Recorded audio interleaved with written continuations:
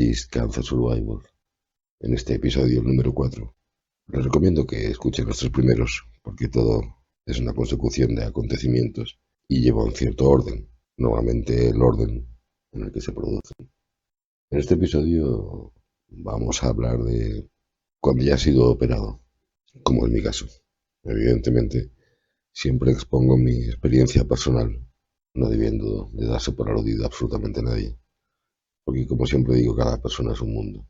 Cuando ya he sido operado, por cierto, un dato tranquilizador sobre las operaciones del tumor del cáncer de Gist, que salga bien una operación siempre es un alivio, y para ello están los profesionales, pero siempre todo puede salir mal.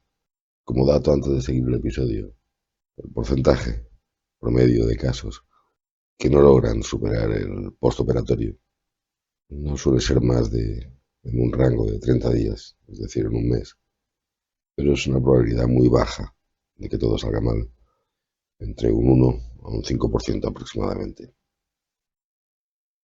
Solo como dato para tener en cuenta. Por lo demás, una vez ya has sido operado, ya has pasado este tramo inicial de 30 días, de los cuales no estás ni en el hospital. Yo recuerdo que al tercer día mi cirujano me preguntó si me quería ir a casa y por supuesto. Me encontraba bien, realmente me encontraba bien, dentro de la incomodidad de haber recibido una operación y siendo conocedor que me habían extirpado 1 metro de intestino. Pero para mí lo más importante es que me habían extirpado el cáncer, la bola. Que por cierto, busqué imágenes que prefiero no poner en el canal, porque son ciertamente desagradables. Ver realmente el cuerpo por dentro es desagradable, o poder ir a la sensibilidad de ciertas personas, o de la mayoría. Y en este caso, esa imagen no la voy a poder olvidar nunca, pero voy a omitir publicarla.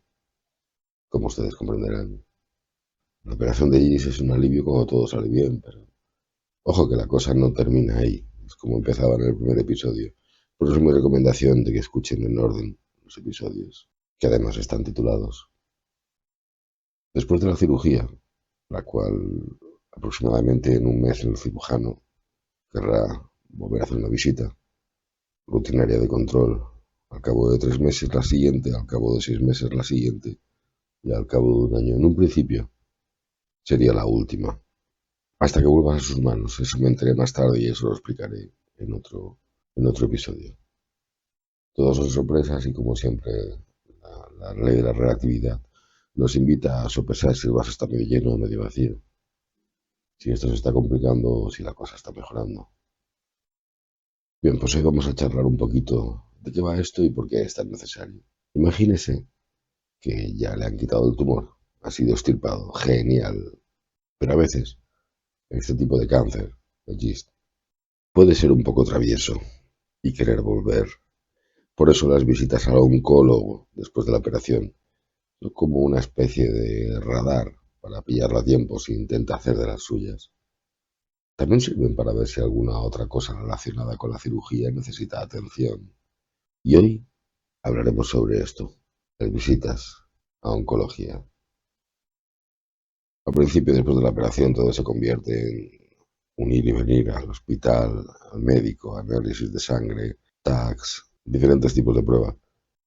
Y la conclusión es llegar al oncólogo, que es a quien nos deriva. El cirujano, una vez ya ha hecho su labor, pero como he explicado al principio, va a mantener un ritmo evolutivo de cómo funciona precisamente la operación que él ha llevado a cabo. Y quien va a seguir estos pasos va a ser el oncólogo o la oncóloga. Por cierto, voy a explicar un caso personal sobre... Yo he tenido dos oncólogas, la primera y sobre la segunda oncóloga y mi percepción personal la expondré aquí en el canal. Cada persona es un mundo, como digo, y con el seguimiento pasa igual. No todos vamos a ir al oncólogo con la misma frecuencia, aunque aún así con todo, en mi caso personal, y creo que es un promedio que podría ser totalmente válido, van a suceder al principio cada mes. Dependiendo, como digo, del oncólogo o la oncóloga que te toque en tu hospital, en tu centro, en tu ciudad, en tu país, encontrarás diferentes percepciones de cómo, mi opinión personal es de cómo ellos han estudiado, cómo han aprendido y cómo enseñan lo aprendido. En mi caso personal, al principio me tocó una oncóloga de mi edad, una middle age, le llaman en inglés, mediana edad. Bueno, yo me considero un viejuno, pues una viejuna como yo. En un principio, cuando no hay otro punto de referencia, te aferras a lo que te digan. Con la anemia, con la operación, con todo lo que sucede en el cuerpo, normalmente, cuando además tienes un cáncer de GIST, todo se desequilibra y hay que volver a equilibrarlo. Esta es la función, no sé si principal, pero muy importante, donde entra en juego el papel del oncólogo o la oncóloga.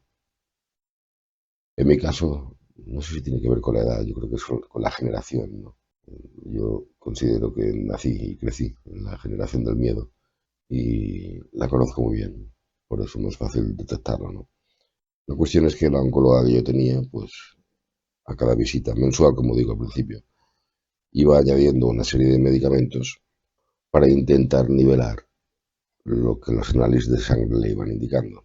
¿Qué sucede? Que al cabo de 3 o 4 visitas, es decir, 3 o 4 meses, en mi caso personal yo me había encontrado con, recuerdo perfectamente, 11 medicamentos diferentes a diferentes horas, bebibles, hierro para la anemia, la pastilla, evidentemente, del cáncer, el imatinib, y todo tipo de medicamentos que regulaban otros indicadores que la oncóloga pues estaba apreciando en los diferentes, sobre todo en los diferentes análisis de sangre, ayudados y conformados siempre por el TAC. El TAC es muy importante.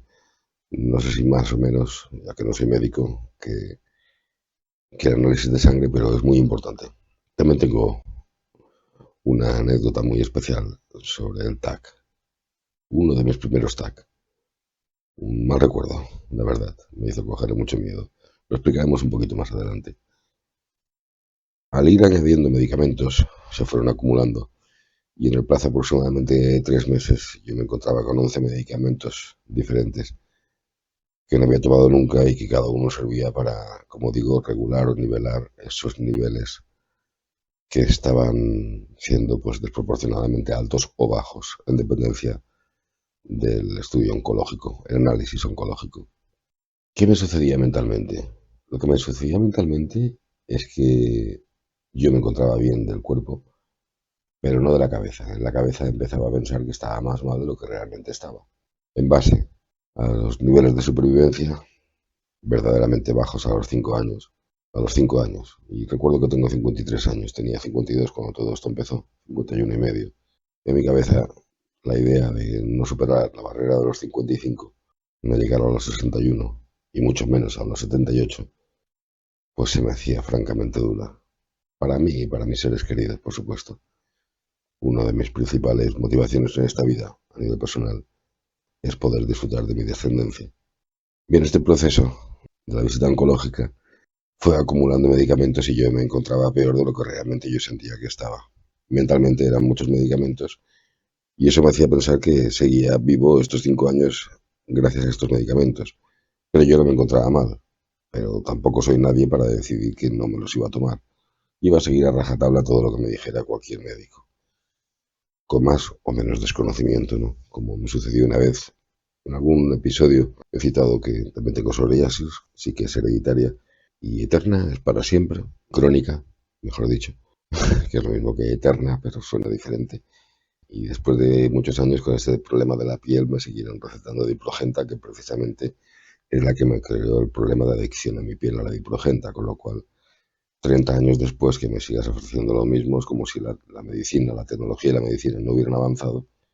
Pero bueno, esto sería a otro costal. Yo dejé de visitar a aquella dermatóloga, le pedí el alta y sigo con mi psoriasis como seguiré crónicamente. Llegó un momento, no recuerdo si fue a los 4, 5 o 6 meses, donde en esa visita que tocaba a oncología me encontré con una nueva oncóloga, diferente edad, diferente generación, independientemente del sexo, por favor, no lo tengan en cuenta, que por cierto eran oncólogas, no oncólogos. A lo que quiero dar importancia es al rango de edad, a la generación. Cuando llegas a la visita de la oncóloga, ella ya tiene todos los datos. Solo le falta preguntarte o digamos que confirmar con su pregunta hacia tu persona. ¿Cómo estás? ¿Cómo te encuentras? Poco más puedes decir para que le ayude a determinar algo que quizás no está viendo e informes. Y el TAC. Bien, al encontrarme con la nueva oncóloga, me sorprende que me dice que me va a retirar toda la medicación de la anterior oncóloga, con lo cual me pareció de entrada una cierta disputa. Tampoco pregunté yo por qué me habían cambiado a la oncóloga, si a la otra la habían echado, si se había marchado o qué es lo que había sucedido. La cuestión es que tenía una nueva oncóloga de diferente edad generacional. Hablando con ella, llegamos a entender, o mejor dicho, yo llegué a entender, que ella había estudiado con el cirujano que me acababa de operar hacía pocos meses. Es decir, eran de la misma edad, de la misma generación, 30 muy pocos. Cuando me he referido al principio que la otra oncóloga que me llevó estos 6 primeros meses era de mi generación, los 50 y pico, 50 y pocos. Por cierto, tampoco me voy a echar más de los que tengo. La cuestión es que eran dos generaciones diferentes. Al encontrarme con aquel cirujano que decidió que no había tiempo para hacer una biopsia, que mi tumor estaba ya, se había expandido suficientemente grande como para operar inmediatamente, aunque la biopsia se debe realizar, pero en este caso decidió primero extirpar y luego realizar la biopsia. Normalmente no es el procedimiento habitual, siempre dependiendo del tamaño del tumor. Por eso cada paciente y cada persona es un mundo. La cuestión es que cuando esta nueva oncóloga de esta nueva generación, misma generación que el cirujano, al cual considero unos valientes, no, la palabra valientes no tiene femenino, ellos y ellas, cirujano y oncóloga, hombre y mujer, diferente sexo, misma generación, misma edad cultural y misma época de estudios, me produjo miedo al principio que me quisiera quitar toda la medicación porque pensaba que me va a pasar. Si yo he necesitado durante 6 meses estos 11 medicamentos más todo lo que yo ya traía, que tampoco eran muchos, pero yo ya traía algún medicamento como mi pócima mágica de la psoriasis, pues al principio me produjo miedo escuchar que me lo iba a quitar todo, excepto lo realmente indispensable. En mi caso personal, las gotas del glaucoma. Yo a mi edad ya he perdido la mitad de la visión del ojo izquierdo. Está estable desde hace años.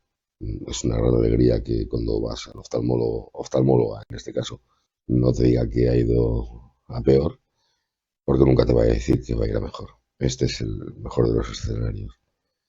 Es decir, mantenía las gotas de glaucoma, mantenía fórmula de la crema de la psoriasis que tengo a nivel crónico y mantenía el imatinib.